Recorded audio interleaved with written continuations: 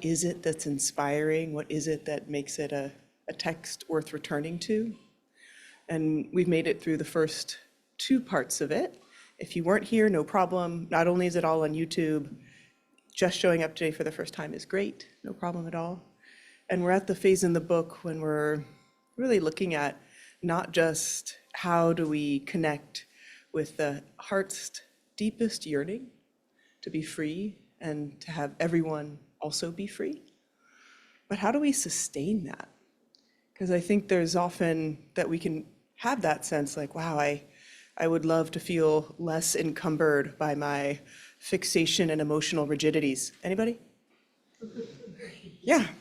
And then you get like a break from that and you're like, wouldn't it be great if everybody was more free of it, right? So that's natural, but the sustaining it really points out the obstacles quite well, like the ways we forget, the ways we get lost. And the, kind of quintessential teaching of this book is how do we come back over and over and over to this quality of the heart called bodhicitta, this awakened heart, this heart that truly has that sense of, wow, I really want all beings to feel that freedom. I want to feel that freedom. And last week, I wanted to take us back to this really beautiful paragraph. Often we think of bodhicitta and we think of that like compassion, like I'm feeling this care and this aspiration for another being. But that bodhicitta also has this quality that's spacious, that's open, non-conceptual, unconfigured. That's a piece I would love us to lean into a bit more tonight in our meditation, and then also describe a bit more why and the practices around it. But from last week, this paragraph, I just wanted to share it again. And so this text is by Shanti Deva, but the secondary text here is by Pema Chödrön. And her commentary here is, as we connect more profoundly with bodhicitta, the unchanging, non-conceptual openness of our being becomes more accessible. So this idea that there is a natural state, there is a natural depth within us that, much like that very, very bottom of the ocean, is unperturbed by everything on top. And then, as she's suggesting here, unchanging, non-conceptual. We don't even need to think like, oh yeah, the deepest part of me is good. It's benevolent. It's not even, there's no concept within it. We don't even have to know what it is. Because our basic nature is never altered by worldly confusion and pain. And even glimpses of this sky-like, or I used deep ocean-like mind, deepen our experience of compassion. Knowing this, even intellectually, we breathe in with the wish that all beings uncover their true nature, and we breathe out with that same aspiration. So just this a little bit of a counterintuitive idea that in order for us to in some ways generate that sense of care and compassion for others, we find within us something that's far bigger and more spacious. So not just the calibration of the heart that happens right when we meet suffering. So if we open up whatever form of media that we're accustomed to using and we see the many horrors of this world, there's a kind of generation of compassion, right? But there's a fundamental contraction sometimes with that. And often I like to think of what's the most simple way of understanding both emotions and Buddhist practice. And I think you can very simply understand it. There's a whole lot of nuance, but as contraction and openness. And in our practice, often we can kind of notice that. And what I'd love us to do tonight is really use that as a guide for our practice. So notice when we have contracted, which, if there's a spacious openness, a spacious sense of our mind that's more open, and then this like really juicy thought comes, right? Of like, which taqueria should I go to after tonight? And like, is Guadalajara really the best, or is it Cancun? But that's a far walk, right? That even though it's like yummy, potentially, or juicy, or compelling, we have like narrowed and contracted at that moment. Do you all have a sense of that? That like when we're thinking, we're contracting. The trickier part is like, what does the openness feel like? What does the non-contracted feel like? And I think it's very hard to put words there, which is why metaphor is so often used, like broad open sky, or that deep quality of impenetrable stillness at the bottom of the ocean, which I am not a marine biologist. There's probably a lot of action going on down there, but relatively speaking, like that deep stillness there. And so that metaphor is not just a concept or idea. Like we can feel in the body when the mind is more open. There's like a softness, a gentleness in the face and the chest and the belly. I know for myself, I really hold a lot of tension in my hands. That might be something you all notice too. I think it's quite common. So when we notice, let's say a sound arises, even that can be a contraction. Like if we get some awesome jams coming down the street with people blasting their music, there all of a sudden is a contraction towards what's that song, why are they playing it, or what's that car alarm, why is it happening? And then what is it like somatically to like release? Not to try to go anywhere, but to let go of the thing that has contracted.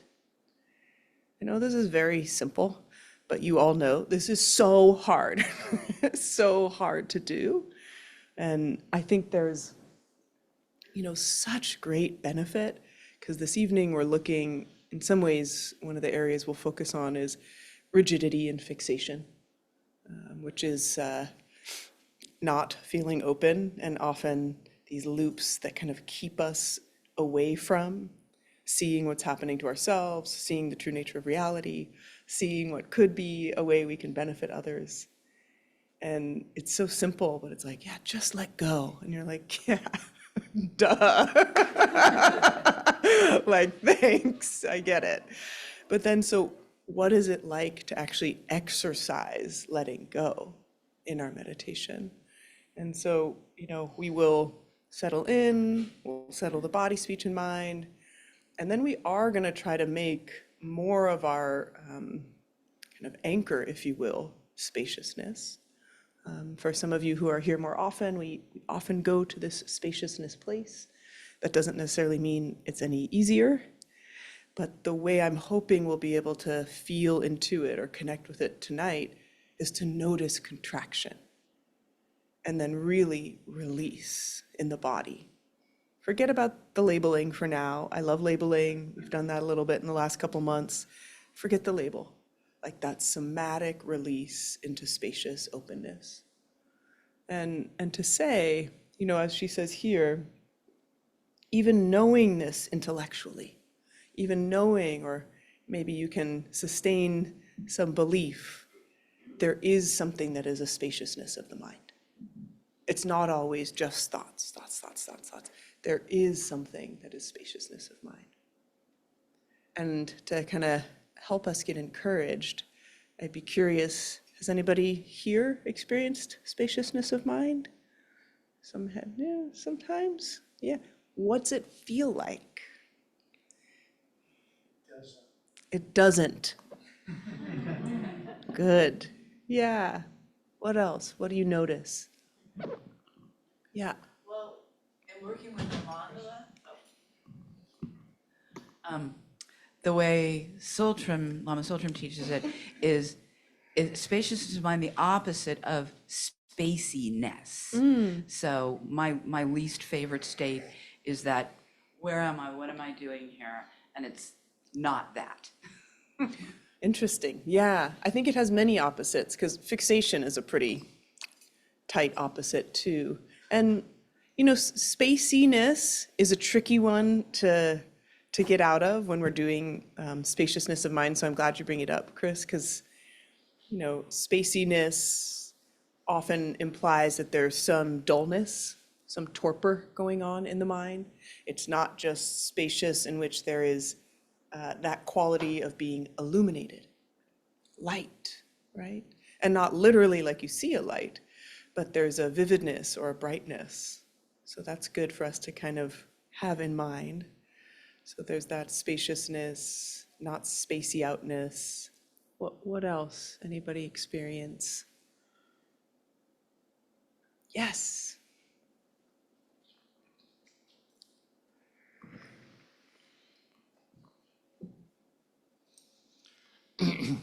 Well, for me, a big breakthrough was kind of recently where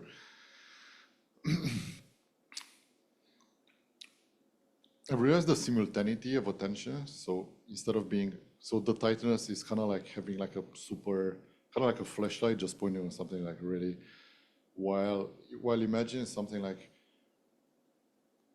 kind of like a wide angle of light. So you have something in focus, but there's also like, Yeah. kind of like a wider view. Yeah. So like a simultaneity of the music blasting, but also all other appearances. Yeah. Beautiful. So keeping both at the same time. Yes. Yes. I get the sense sometimes that it's like a container, like that sometimes when I'm able to back away from the thoughts or the sound or whatever, that's kind of like I have this thought of that, oh, there's a space that's in, and that's the only reason I know that it's there is because of the space that it's in. So it sort of feels like, but it doesn't feel like an absence. It's hard to explain, like absence, presence, I don't know. Yeah, beautiful. Yeah, and I know this is tricky to speak about, but just so that, when we're in practice, maybe there's some memory or resonance of that leaning back quality, that you're describing, Tom, or that Andre's describing as the simultaneity of a focused attention and then that which is attending, right? It's, both. And the reason we're doing this is not like cool, non-dual party tricks. It's because this is such a deep place of nourishment, such a deep place of compassion. So to be able to give ourselves that, what my teacher would call, and many do, but referencelessness, or a space without a sense of populating it with me and mine and I, just relaxing all that and finding that fundamental spark or ember of our sense of care and love and connection, and not in this, big, warm, emotional way, just, wow, this spacious, not spacey, clear, light, open. There's a nourishment, there's like a fundamental ground of caring there. And this is, we're talking here about bodhicitta and these two levels that are described, the relative and the ultimate. We could think about that as the everyday and the boundless. So our everyday bodhicitta is very useful and beneficial, helps us be kind and care, engage and be acting through relationship. But that ultimate level is that fundamental ground of our being, awareness permeated with that warmth. And so to kind of feel into that, it can be a more reliable, maybe not even more reliable, it's a more sustainable form of energy. Because sometimes that generated relative everyday bodhicitta, we can get a little fatigued with, especially if we're having an identity around doing and what we want the doing to achieve, right? I want to give this help and I want that person to get better. So that can be a little bit of a hazard with our everyday on the ground. So, massive preamble. You ready to rock out spacious awareness for the sake of all beings? Yes, great. And for those, I see a couple new faces for those of you who are near, just to know that we have Mace at the door here for us. She will be sure to alert us if there's any danger. There should not be. There definitely are sounds outside. Sometimes there's even like what sounds like creepy ghosts walking on the ceiling. We have upstairs neighbors, so don't be alarmed, with the sounds. And if you want to kind of take in the place a little bit, if it's your first time, and even if it's not your first time, just to orient to the beings in this room, the space of this room.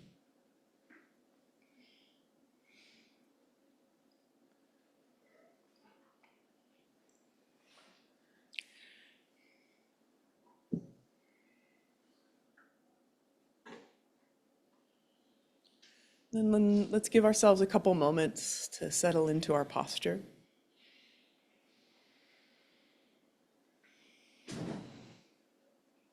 Finding and forging a sense of a really elegant, upright spine. The dignity of a tall flower or someone of nobility sitting in a throne, just that uprightness.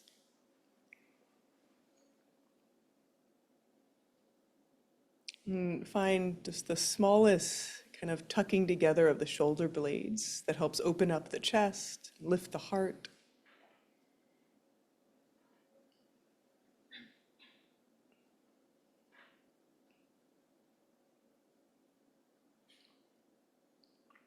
Finding a place for the hands to rest gently, whether on the knees or folded in the lap, that gives the shoulders a sense of ease.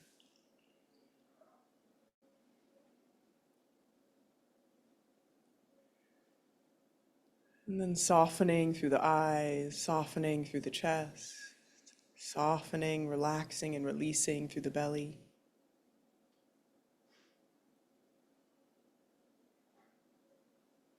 And one more time, slower, really softening through the eyes.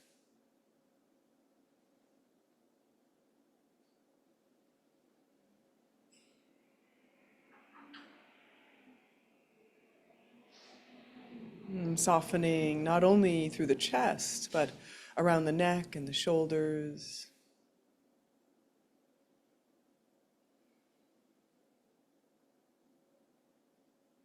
If it feels safe and appropriate to do so, you could even imagine a slight undefending of the heart. Melting and opening around the heart center.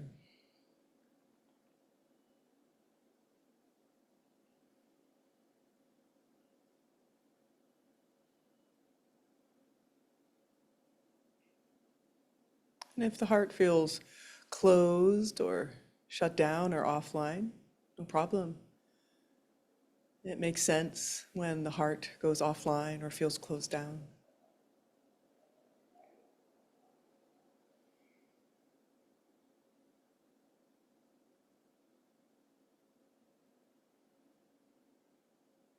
And then that settling,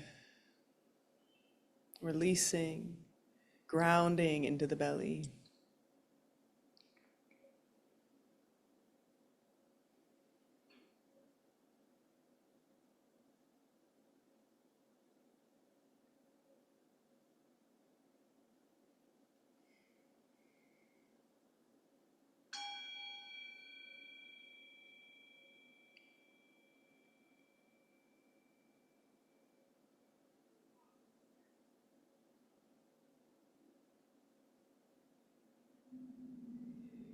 Continuing to settle the body into a natural state of stillness.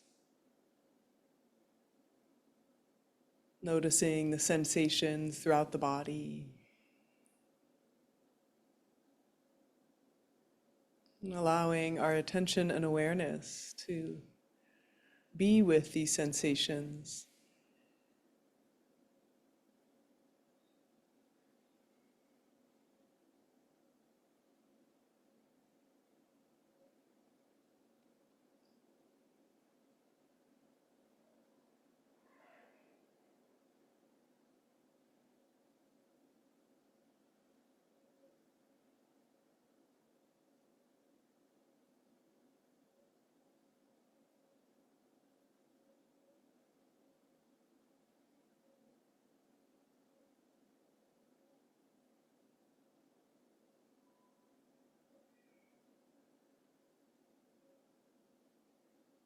Feeling the body from within the body.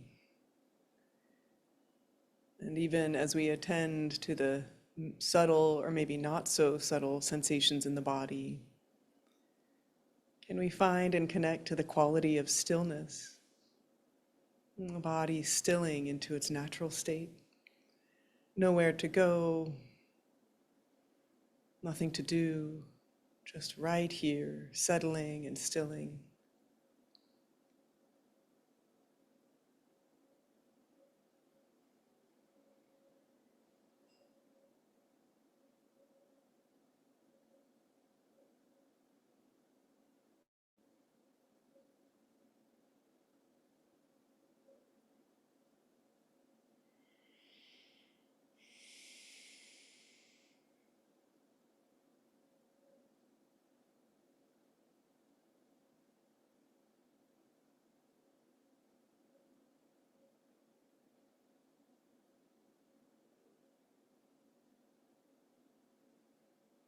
When the mind slips away, gets carried off by distraction, just relax,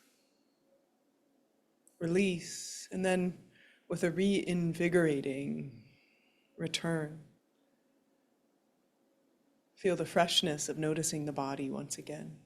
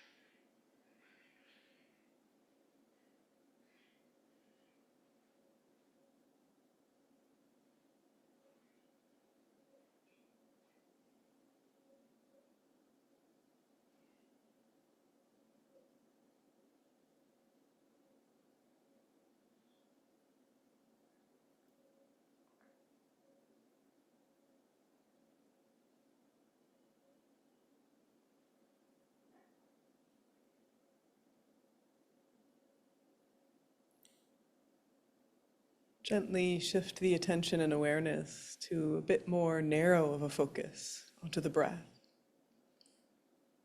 Noticing the gentle rise and fall at the abdomen.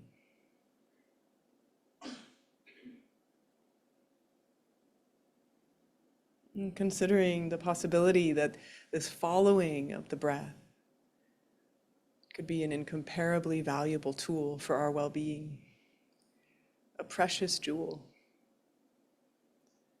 And with that kind of intention and aspiration to really polish this jewel, we settle our speech in its natural state of silence with this focus and attention onto the breath as it travels in and travels out of the body, as the belly rises and gently falls.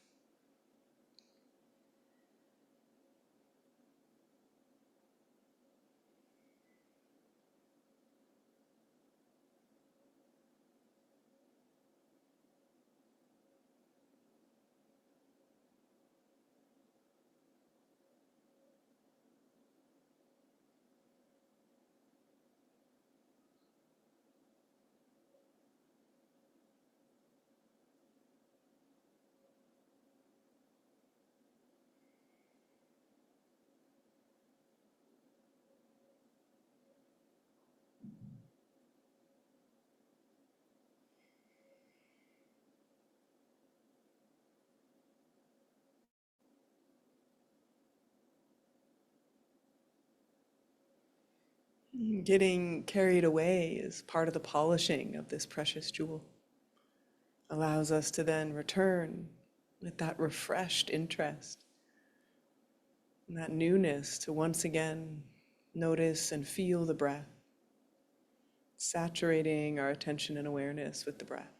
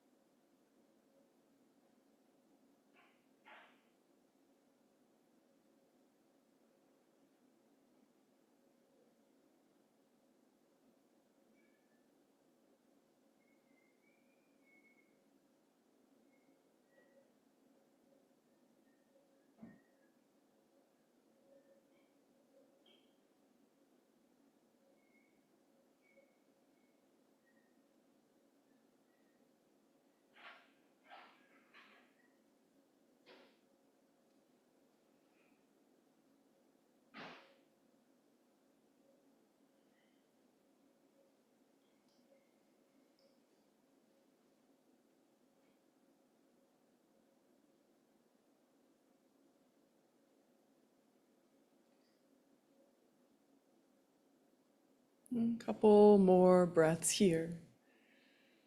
Really recommitting that stable basis of the body and the quality of stillness.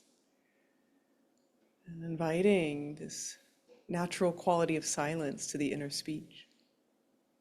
Not because there aren't thoughts and images and memories, but because we are preferencing, giving our attention and energy to the breath and just the breath.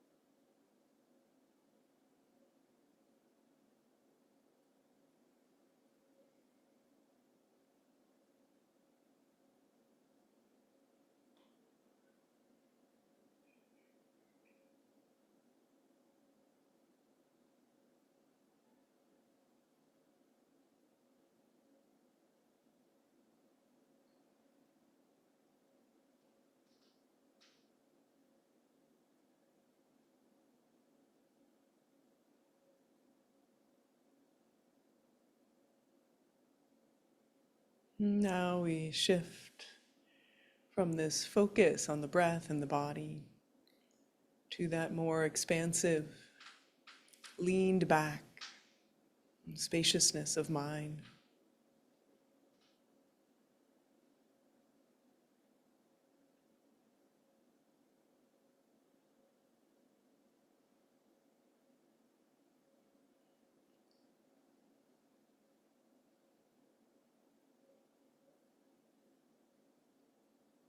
Very supportive here to feel pliancy of the body, existential relaxation,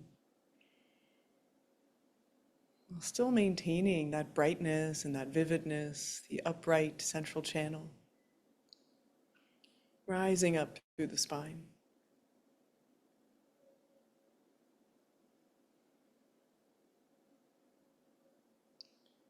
Feel, sense, or imagine that this spacious, open awareness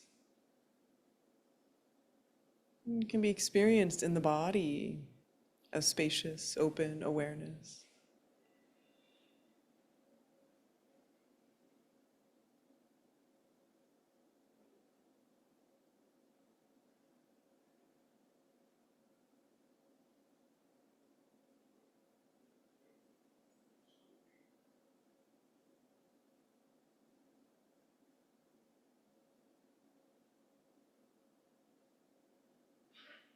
Very simple knowing, very simple presence, this loving awareness in which we hear the sounds, in which sensations arise.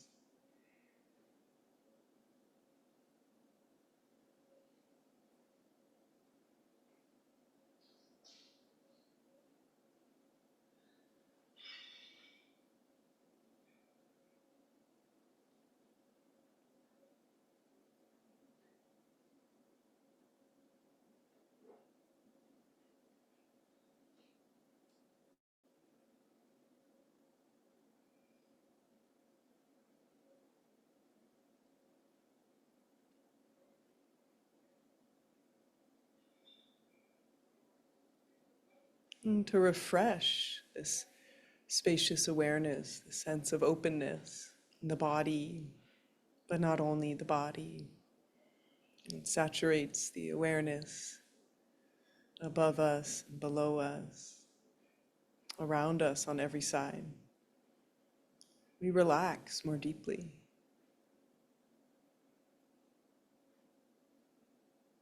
When we feel that pull, that contraction, a thought, a sound, a mental image, we imagine relaxing, releasing, and letting go back into this spacious awareness.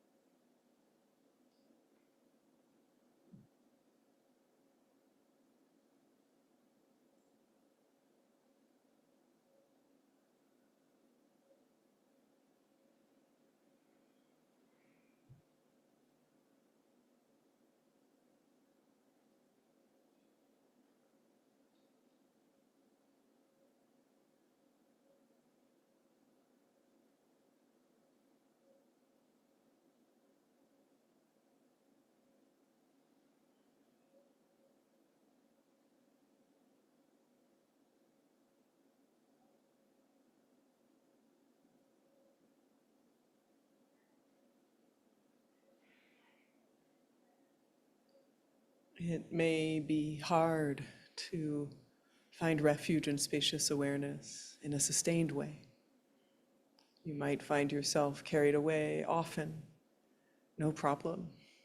Just keep coming back, relaxing and feeling that as you return, you're bringing back some of the energy of spacious awareness that has been captured. So finding the new energy of reunion with whatever has been carried away. It's also possible that you may find yourself in a slipstream, carried away into a sense of spacious awareness that is all permeating. This is also good, no problem. Whether it lasts seconds or moments, relaxing, opening, relaxing.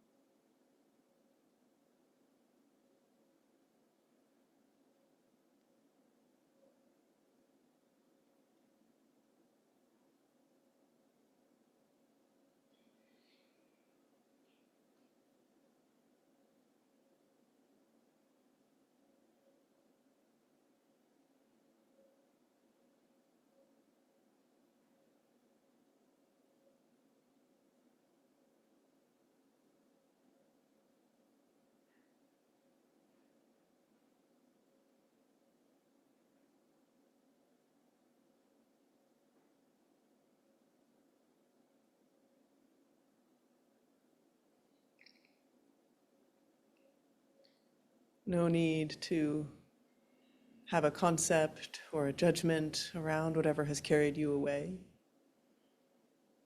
Just recognize there's been some narrowing or contraction. And then relax and release.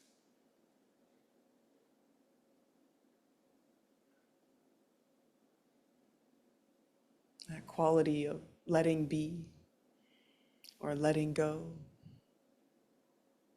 over and over.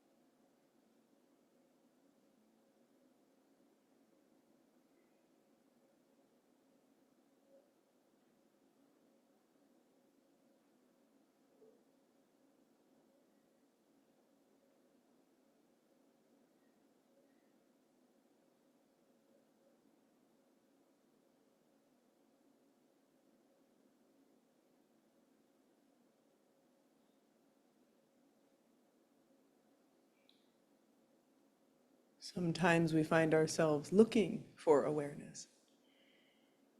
In that moment, we can turn around, consider what is looking for the awareness, and just rest there in that inquiry of that which is aware of looking, that which is aware of whatever captures our attention.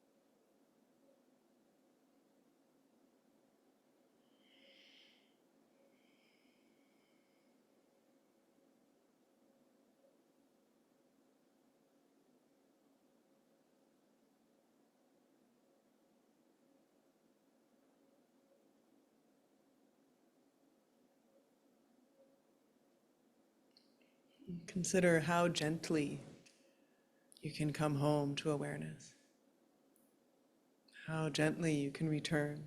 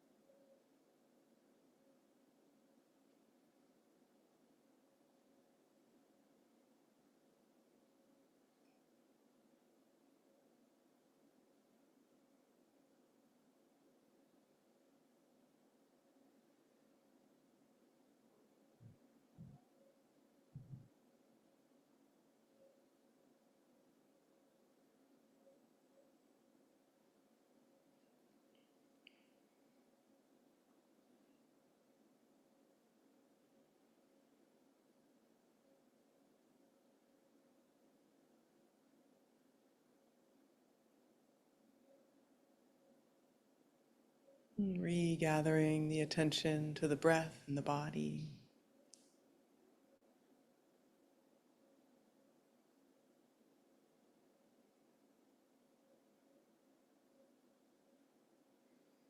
Allowing spacious awareness to still be here, even as we regather the attention to the inhale and the exhale.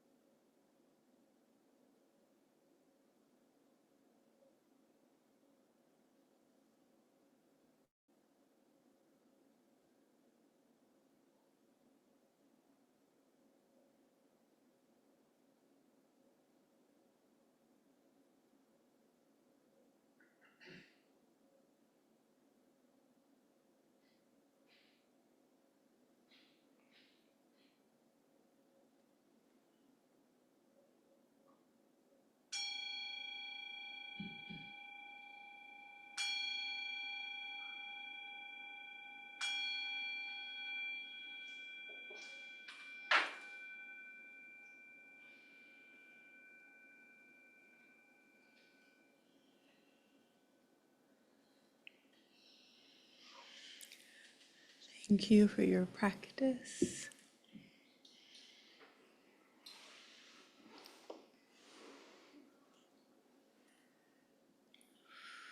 So we have this totally outrageous and awesome opportunity to connect and reflect on our practice, and to do so in this beautiful context of creating community each week. Using our connection with one another in this community as engaged Buddhism, really infusing our thoughts, our speech with compassion for one another, for ourselves, so that we can, as best as possible, feel a sense of safety with one another to share. So that is always our aspiration here at the Dharma Collective.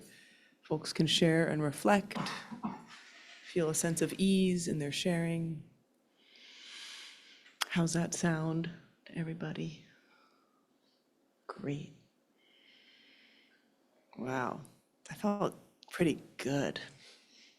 Maybe not all the time, but that I didn't want to put the word bliss in, because then if you're not feeling it, it makes people feel bad. But sometimes there's this very blissful quality of being in that spaciousness that we can find, and yeah, not to strive after, but nice to feel. So we have a mic. Yeah. Anyone have any reflections or questions on that practice?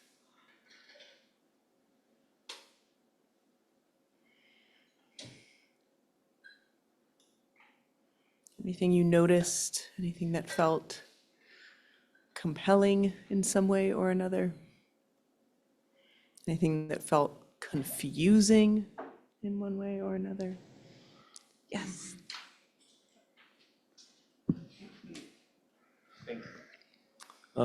Yeah, it felt reassuring. I always appreciated the guided meditation, and it felt really reassuring when you would say, "Hey, yeah, just bring it back to your breath." When my mind would wander. Yeah. So I really appreciated that. And the other thing is, certainly felt the presence of everybody in this room, and that was really comforting. Wonderful. Yeah. Yeah. Some, especially folks who have a background in Zen, they're just like, stop talking, you know. But I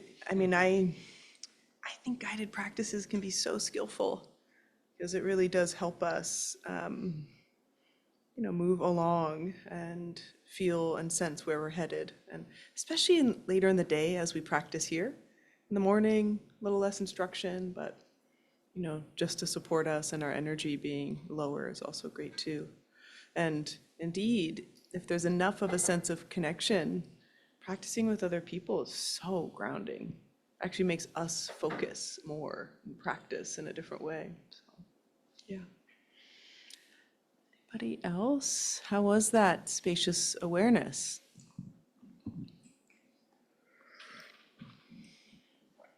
Before, when you asked the question, what does it feel like? And my sort of glib response was, it doesn't. Sorry, there's a mosquito and it just bit me. Yeah, it sort of felt like that, it doesn't. But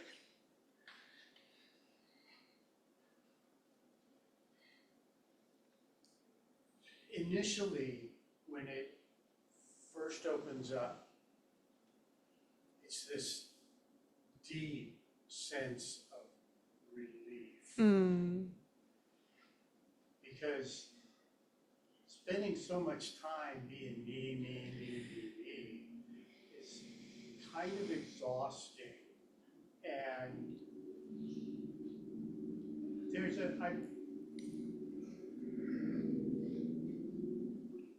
I've gotten,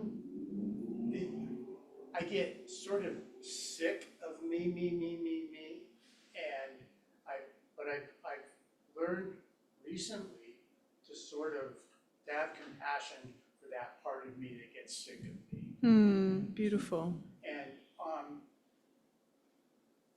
I have an old, decades-long background in Zen, and so there is sometimes that shut the fuck up. Sort of thing that, but the reason I started getting interested in what happened for me many years ago is getting interested in Theravada practice was that there was more, I hit a wall with my Zen practice. Yeah. No pun intended, but it was sort of like, it got to the point where okay, there's nothing, but there's still all this shit Yeah. in my head that is not being processed. Mm. And so with Theravada practice and with some of the folks like you and George Voss and Josh Korda and some other teachers who bring in a lot of Western psychology and dealing with human emotions into the practice, it gives me something to do, to deal with that stuff. And then letting go of all, it helps me to be able to let go of all of that Yeah. without this sort of, in a real genuine sort of sustainable way that isn't just resisting all of my humanness. Yeah. Beautiful.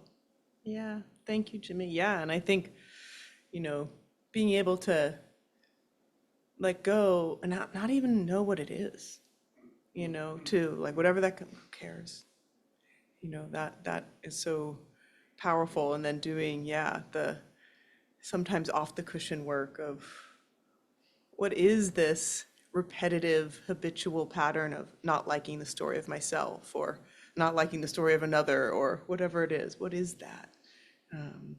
Because even though it is, I say the same thing every week, right? The same 3 things or so in different format. Our lives are so outrageously complex and subtle, and we need to really keep applying these teachings over and over. So, yeah. Thank you. Online, Tara V. Is it unmuted? Okay. Thanks for the meditation. I really appreciate it, as every week. When you talked about the openness, I was immediately reminded of something that I recently, I think, read about how the paramitas, the goal is to open up that heart space so that then you can have compassion towards other beings or let it kind of flow through. It's the way I think of it. Is that kind of related? I think, yeah, you said the paramitas, right? Yes. Yeah. It's so, all of these different qualities, the paramitas, the 4 measurables.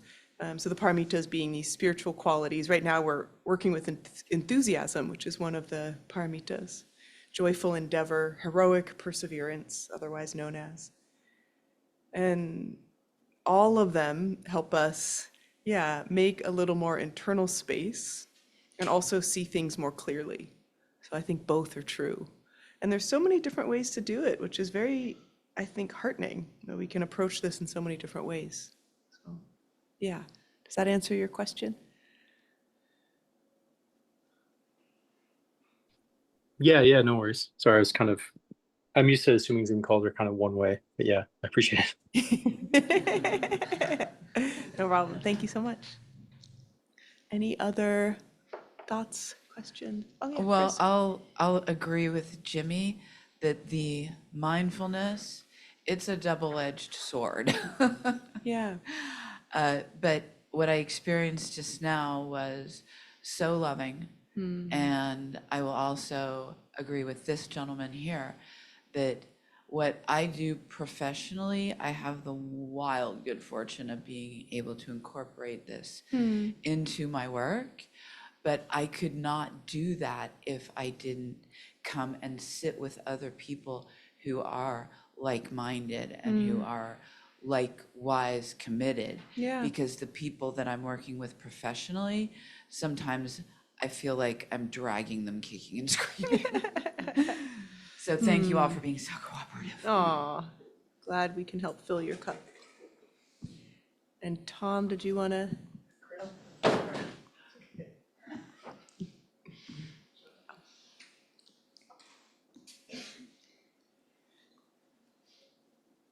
One thing I found confusing my mind started drifting more and more as time went on, which Yeah. I thought it would be the other way around somehow, but I don't have a ton of meditation under my belt. And one thing I found confusing was that when I would bring it back, while I grasped the idea of openness, and I've Yeah. experienced it myself, the bringing it back felt like focusing, which is not really open, it's more narrow, even though it was still like I was bringing it back and I felt present. Yeah. It's sort of that contradiction between the feeling of the I don't want to say desire or a goal or whatever, Yeah. but the openness versus focus when I'm trying to focus when I'm trying to achieve openness. Yeah. Maybe. Yeah, it's such a great question. When that instruction to kind of turn back towards that which is aware, did that give you that? Because I think it's a very common conundrum, no matter, I think, how long you've been meditating possibly. I mean, I do think over time we get kind of a bit entrained. I mentioned that word slipstream. And sometimes we really feel like because we've been on this trail and this pathway, we can kind of enter into these states, not all the time, but they become more familiar. But I think that, you know, the efforting is so funny because it like totally does actually destroy the spaciousness, but we have to have a little bit of it or else we're just carried off. And so it's that kind of not too tight, not too loose, you know, exploration. Yeah. And were there moments, you said, like, you know that feeling of openness, and were there moments where it would be a little more stable or kind of? Yeah, sure, less effortful, Yeah. probably. Yeah. Yeah. And I think, yeah, again, these practices get a little easier over time. It's funny because focusing on your breath is considered like a beginner practice, but I think it's way harder to sustain your focus on your breath than to continue relaxing into open spaciousness. And I think that's different for different people. So it's also, you know, kind of giving ourselves the grace of what do we feel is naturally easy and hard, and then just, if it feels worthwhile, persisting. Yeah, thank you. Yeah. Okay. So, yeah, in this chapter, we continue with this paramita of enthusiasm or joyful endeavor, heroic perseverance, and this, you know, desire and aspiration that all beings know their goodness. And how do we kind of overcome these glimmers, or sorry, these, how do we sustain these glimmers within us? And in the last couple parts of this chapter, we've been really looking at some of the obstacles. And one of these main obstacles is just wanting immediate comfort and gratification, right? That can get in the way of our enthusiasm to sustain the path. And it's so understandable. You know, it's just like, yeah, I could read this book about Buddhism or anything else. Like, take me away, you know? And so we really have to, you know, I love this, there's a researcher named Judd Brewer, colleague, who takes this one line of the Buddha that see desire till its end in the interventions he's created for smoking and other addictive behaviors. And this idea that it's not just stop doing that, it's bad for you. It's really see desire till its end. Okay, so you don't want to read the Buddhist book, you want to, you know, look at celebrity gossip news. Yeah. Weirdly, I like that. Like, I don't even know who these people are, and I enjoy that indulgence. And then I like, you know, okay, see it till its end. So then I've like looked at who's Kanye's girlfriend and what's her situation, what they wore or didn't wear at the Cannes Film Festival. I don't know if anyone else is following that. And then I'm done, and I'm like, oh. God, I don't wash my face again, or like what did I get? And so a lot of the ways that we help ourselves, not like be austere and have no comfort, but in order for us to really recognize the limitations of false comfort, we kind of have to follow that, you know, okay, you're going to do this thing and keep noticing the whole way through, and then you make the decision. It's kind of that idea of a natural renunciation as opposed to like a should. And then there's the doubt and the despair. Like, oh my God, like become a bodhisattva in this world?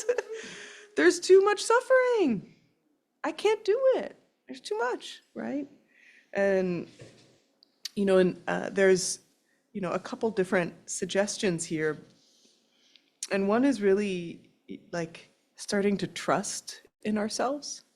I mentioned this before, but it was really painful for me on this retreat I was on during the month of February to realize how little trust I actually had in the Dharma and my practice. Like I believe in these practices and that they work, but I believed I had to do them for them to work.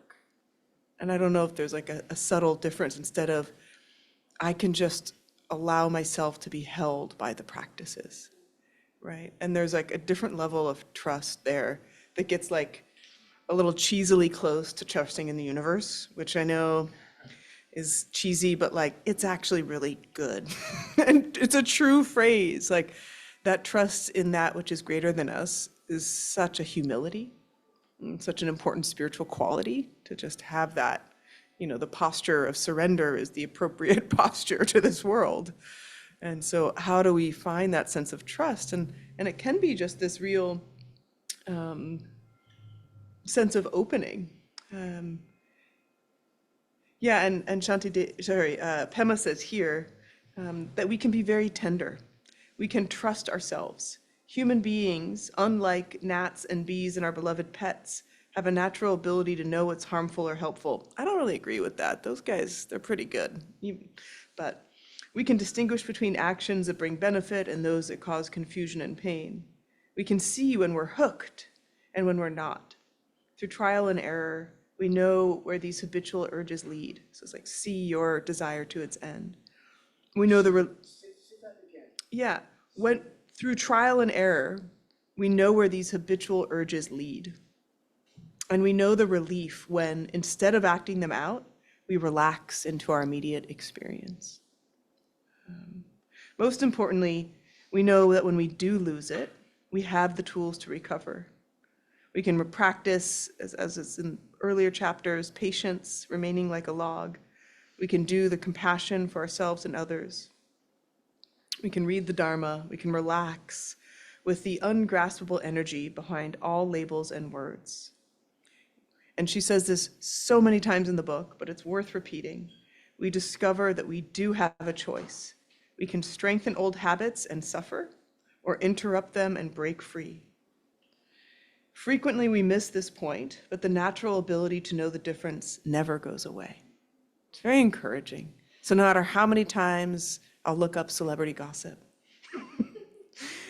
there's always a new opportunity that I can actually, know the difference between that and just, like I have like truly like a stack of Dharma books by my bed. And then I'm like, but what's on my phone? Like how, and not that, reading Dharma books is the only good thing and everything else is bad. But I certainly know like celebrity gossip is not a wholesome place for my mind and doesn't make me feel more connected. And it's like those, it's really tricky when you start to parse out what it means to be a bodhisattva or what it means to try to be more free. Because it's not just, okay, maybe 3 times a week I'm going to go towards bodhisattva activity. And then maybe next week it'll be 5 times. It's like, nope, like every moment, body, speech, and mind, like everything. Because just as she says right here, every single moment we have a choice to strengthen old habits or to make this new choice. Every single moment we have that. And so it is a little bit of pressure, but there's also, like this huge possibility. So these next stanzas here are from Shanti Deva. He says, the hardships suffered on the path to Buddhahood are different, for their span is limited, and likened to the pain of an incision made to cure the harm of hidden ailments. So the difficulties we have on the path to Buddhahood are different because their span is limited. So the difference is meaning not engaging, for example, energizing and engaging in harmful speech, AKA talking shit about people, right? There's like a moment where that's hard and you're like, oh, like I wanna, like, yeah, they're talking about that person. I got something to say, I have an attitude, and you hold it back. And there's kind of like a pain in that actually, momentarily. But it's like the pain of an incision that will actually cure the harm of hidden ailments. The doctors are like those in the skilled healing arts that use bitter remedies to cure our ills. Likewise, we uproot dreadful sorrow, likewise, to uproot dreadful sorrow should bear what we are indeed but little pains. Oh my God, you guys, sorry, let me read this again. The doctors and those skilled in the healing arts use bitter remedies to cure our ills. Likewise, we, to uproot dreadful sorrow, should bear what are but indeed but little pains. So this idea that this kind of restraint, this holding back often, or this not indulging, that in the moment they're like these little, pain points, but they uproot actually the very roots of what will make us sorrowful and unhappy, just like that kind of homeopathic dose of something that's difficult. And yet the supreme healer does not use, like them, these common remedies. With antidotes of extreme tenderness, he soothes away intense and boundless suffering. So this idea that we can actually, not only kind of do that jabbing, difficult, we can meet some of our own ailments with extreme tenderness. So Pema says, of course there are hardships on the Bodhisattva path, but they are temporary, like taking the small amount of bitter medicine to ward off a life-threatening illness. The austerities commonly practiced in India were not recommended by the Buddha. His instructions encourage moderation and relaxation. We practice non-aggressively, catching ourselves when our mind wanders off and gently returning. So that idea that, which I was emphasizing in our practice, of the relaxation, gentleness, coming back over and over and over, that this is also a remedy for us to kind of manage or be with or sustain ourselves on the path over and over. And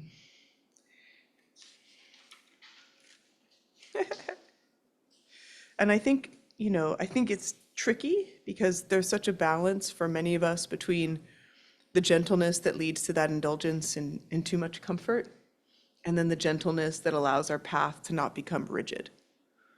Anybody experience that? Yeah. And the rigidity, and that discipline, it's very helpful at times. So we do want to use it well. But sometimes, in these couple stanzas, there's a reminder that sometimes we actually have to back off a little bit.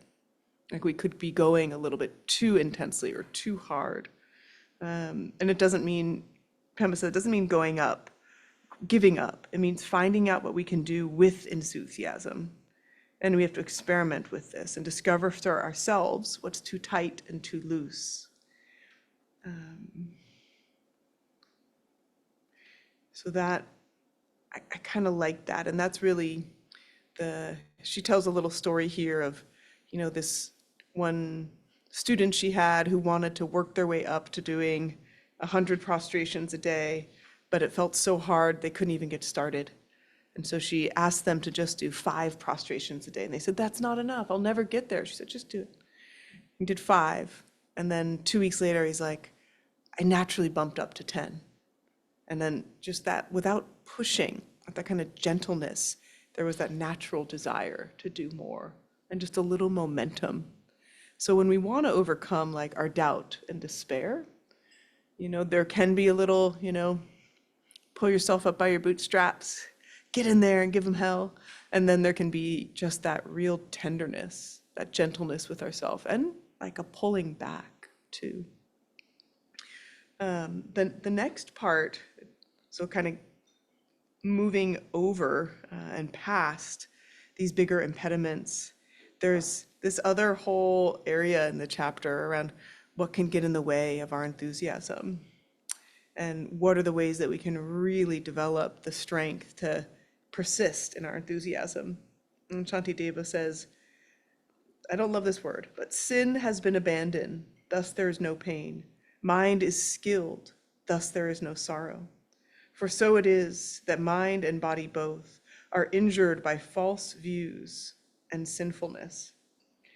And there's interesting here, this really bringing up two things. One is our conduct or our behavior, our ethical way of life.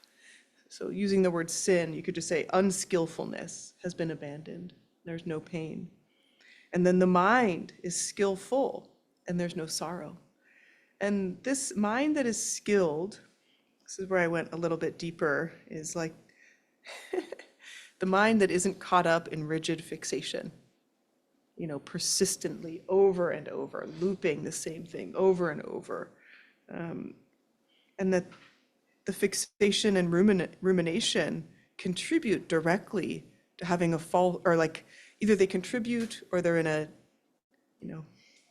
inextricable dance with false views. So the only way that our fixation, for example, anybody have a good fixation recently? Something that they just can't let go of and they think about a lot? Yeah.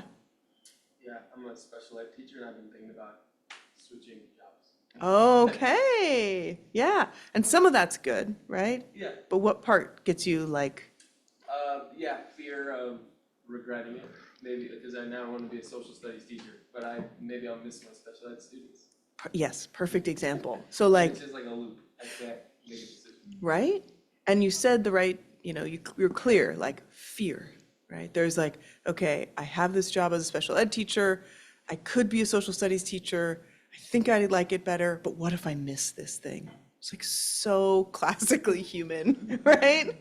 We're like, there's like very difficult to parse out intuition and wisdom from, the contraction and the fear, which could be also based in intuition and wisdom. And then we get in that cycle, right?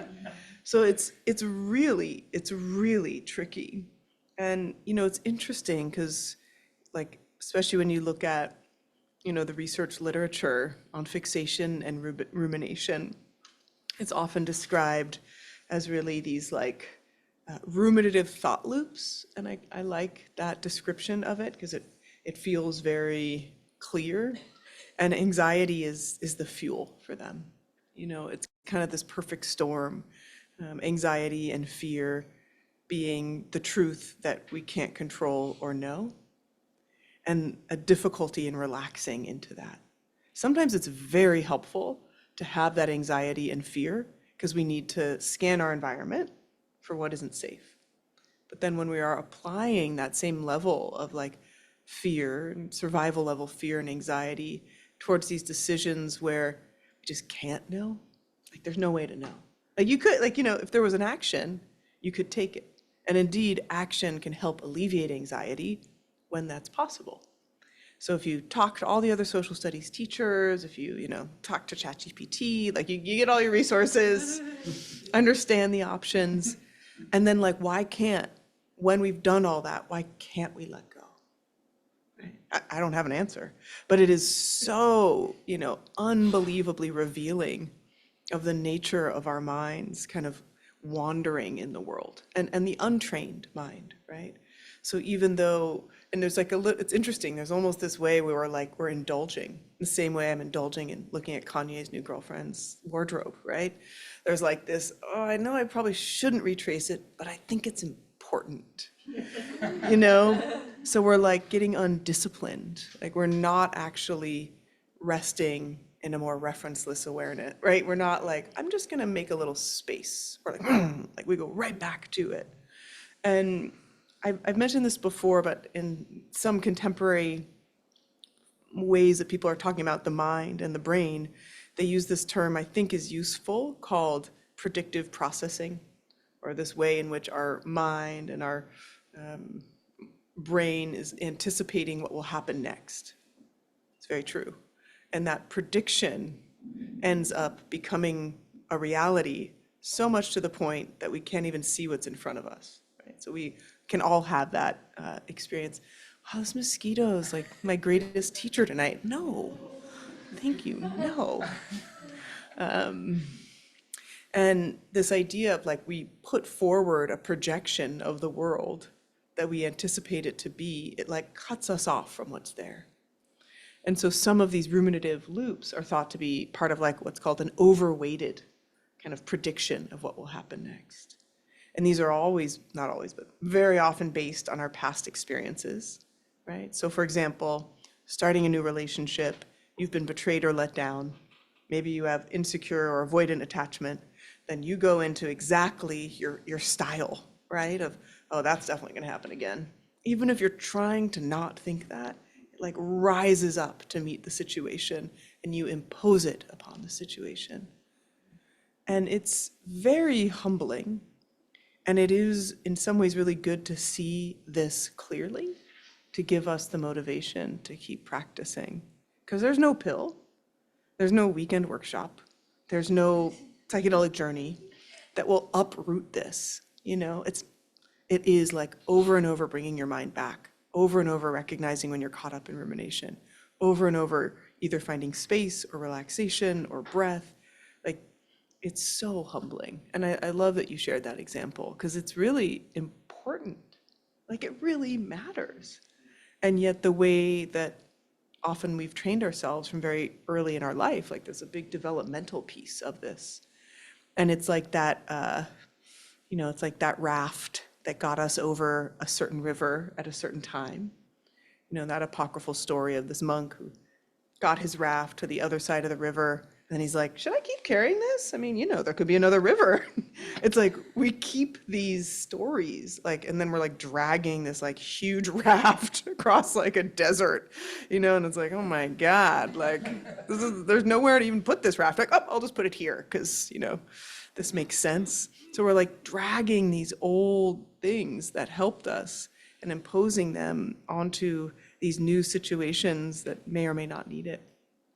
And I think, I don't know, I'd be curious if folks have examples of when they've met a ruminative cycle and been able to find release. Anybody? Like, what allows a release of the ruminative cycle? Yeah. I don't know if this is a relevant example, but I was thinking about more around creativity and writing and producing art. I think recently I've hit into a U-turn where the ruminative patterns start again. And there's a piece I want to deliver, like my advisor asked me to produce the film synopsis, and I kind of enter the pattern of, oh, job search is more important than that, let me put off. But that's like the recent ruminative pattern. But I think for me, there has been a period where I can just go into the mystery of not knowing where the idea will take me. And one is by discipline, just every day, like 7 to 8 a.m., I just start writing.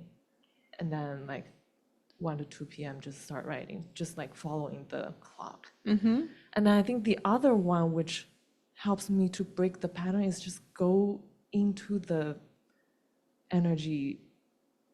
It's kind of scary, but it's also very crazy and beautiful. Yeah.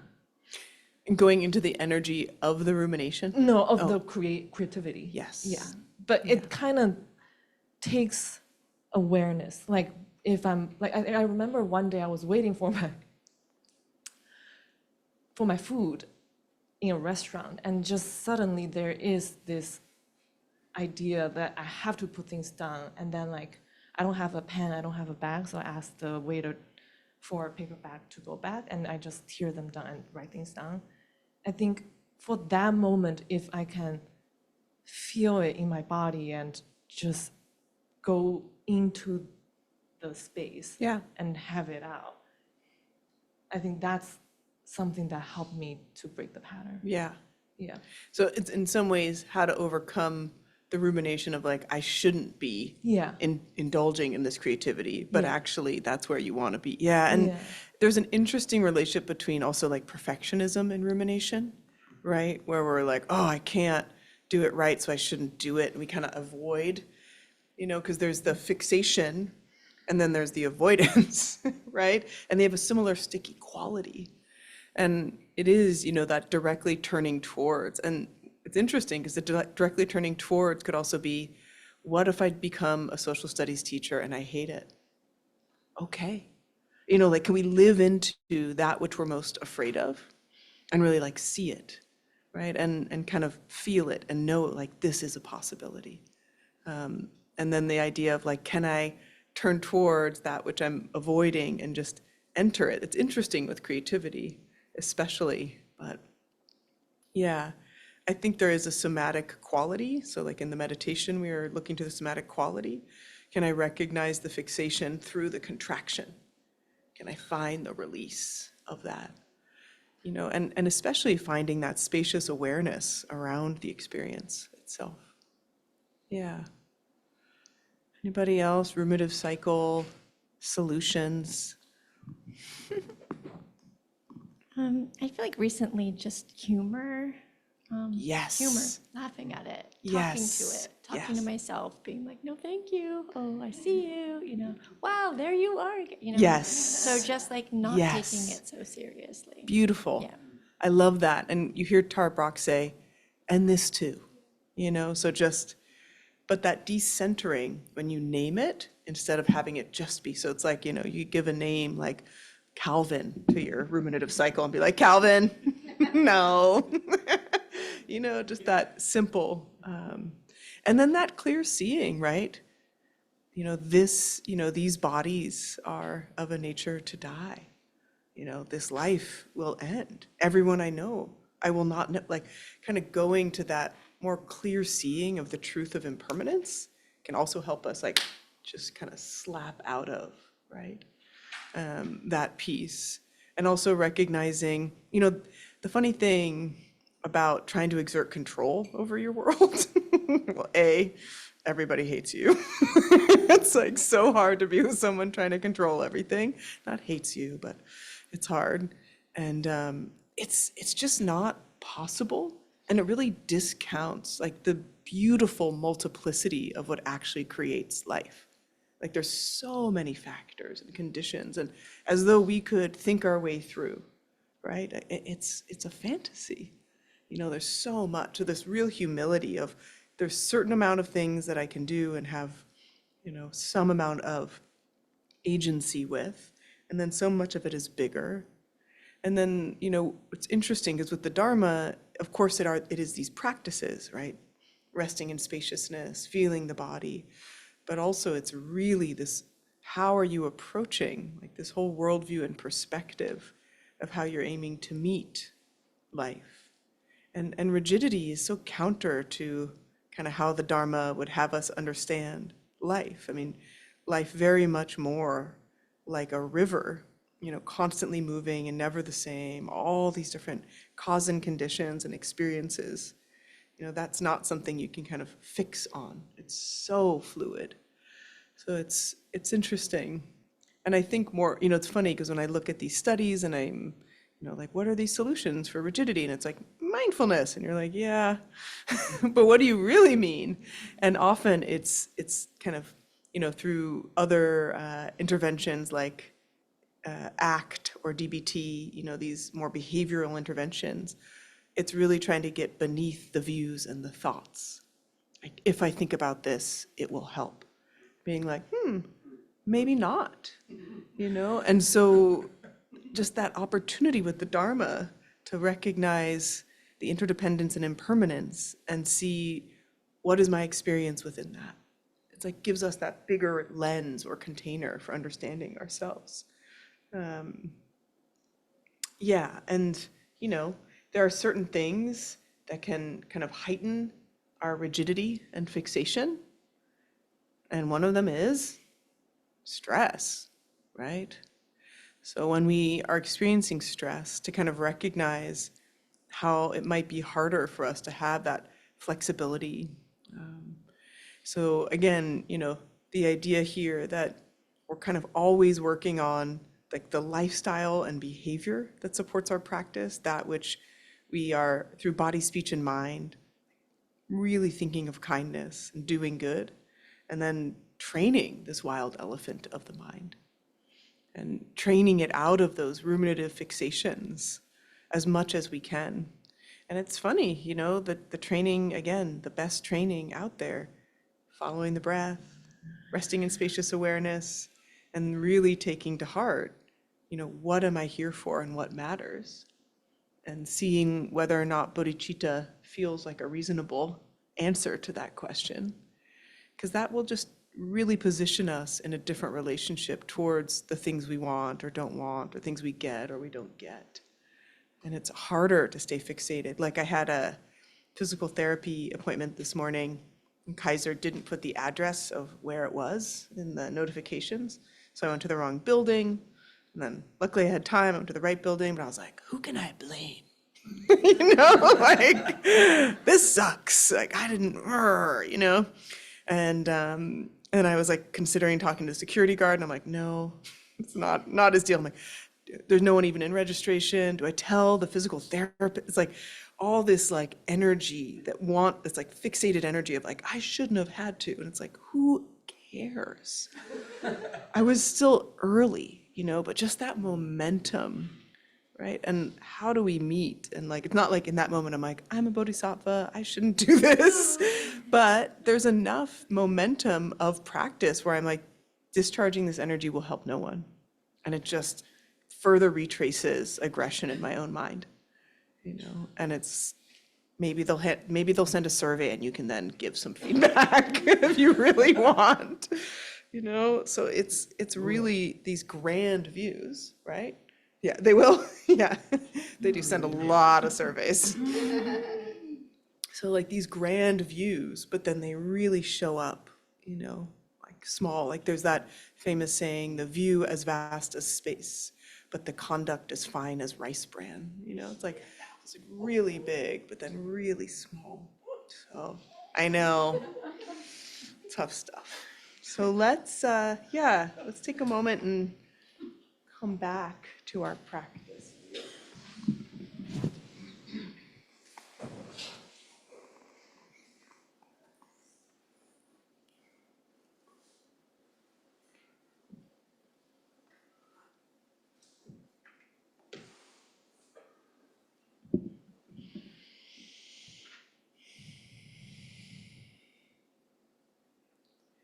Coming back to the breath and the body.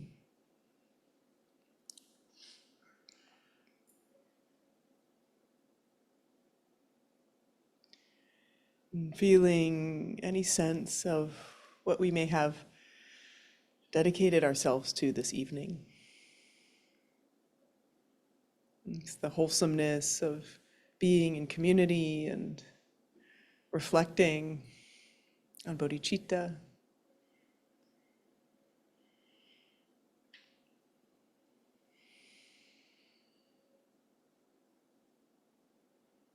And see if there's any even simple spark or glimmer of that heart's yearning to become more free. That's heart's yearning to help others become more free.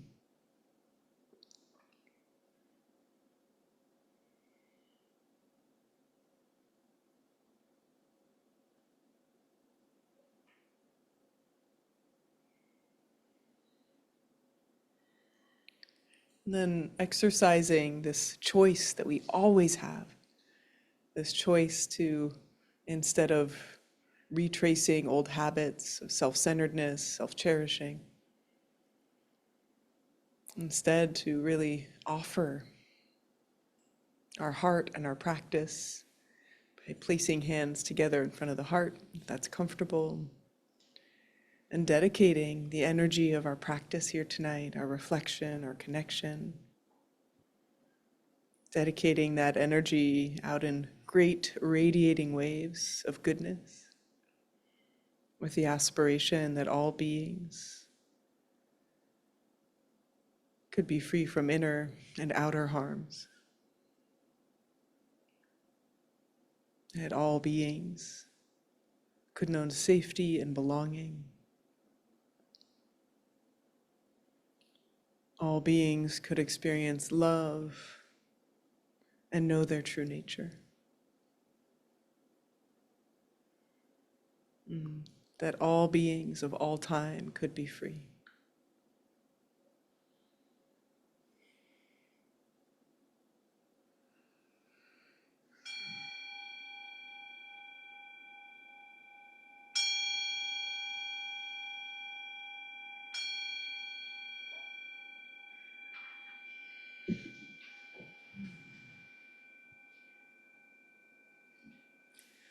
So great to be with you all. I have two little announcements. One is there's a number of folks in this room who are part of our dedicated practice group. We meet 3 times a month, 2 evenings and 1 half day of meditation practice. We have 3 spots available. If folks are interested, Miriam already took one, yes. So there's 3 if folks want to deepen their practice in more ongoing community focused on the psycho-spiritual work that we do a little bit of here, and we do our half-day retreats here and then up in West Marin, and then the group is hybrid, so it's online and or in person. So if you're interested, just reach out to me. If you have a friend who's interested, let me know. And I'm teaching a retreat in Costa Rica. We still have a couple spots, July 5th through 12th. Also reach out to me if you're interested. My email is on the internet. It's my name @gmail. It's pretty easy, but you can find it on my website. And otherwise, we got announcements from Mace. I think the mic is right here.